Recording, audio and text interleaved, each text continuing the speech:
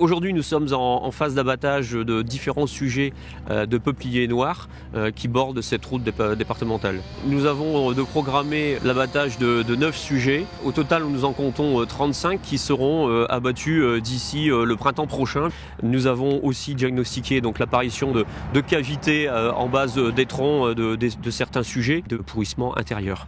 Le département est garant de la sécurité des usagers sur les routes départementales. Les derniers épisodes hivernaux que l'on a eus, puisqu'on sort de l'hiver, nous ont contraint à intervenir à 4 ou 5 reprises sur cette route départementale pour prévenir du danger de chute de branches très importantes pouvant occasionner des accidents. Nous n'avons pas eu la possibilité de retarder cette séquence d'abattage. Il nous était nécessaire d'intervenir rapidement sur les sujets les plus atteints. Dans un premier temps, il y avait l'abattage pur et simple des sujets les plus dangereux.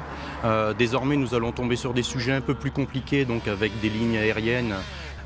Donc nous allons avoir recours à l'utilisation d'une nacelle de 35 mètres pour participer à l'abattage de ceux-ci. Le département est là pour la sécurisation des abords du chantier et des usagers de la route. Nous nous sommes basés sur différents diagnostics qui ont été établis depuis les années 2000, en partenariat notamment donc, avec le parc naturel régional des Capets Marais d'Opale.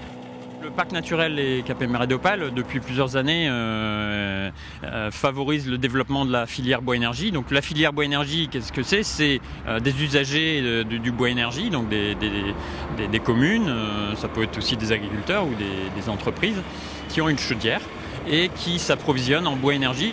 Nous intervenons dès l'abattage, l'enlèvement et ensuite on recycle en faisant de la plaquette.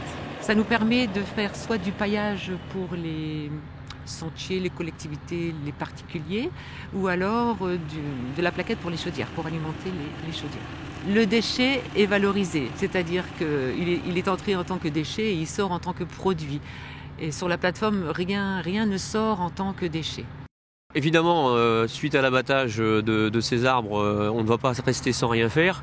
Dans le cadre de la politique de valorisation le long des routes départementales par le département, nous allons envisager donc la replantation de haies en mesure compensatoire à cet abattage. Dans ce cadre-là, nous appuierons également avec nos collègues du parc naturel régional pour les plantations les plus appropriées sur le terrain.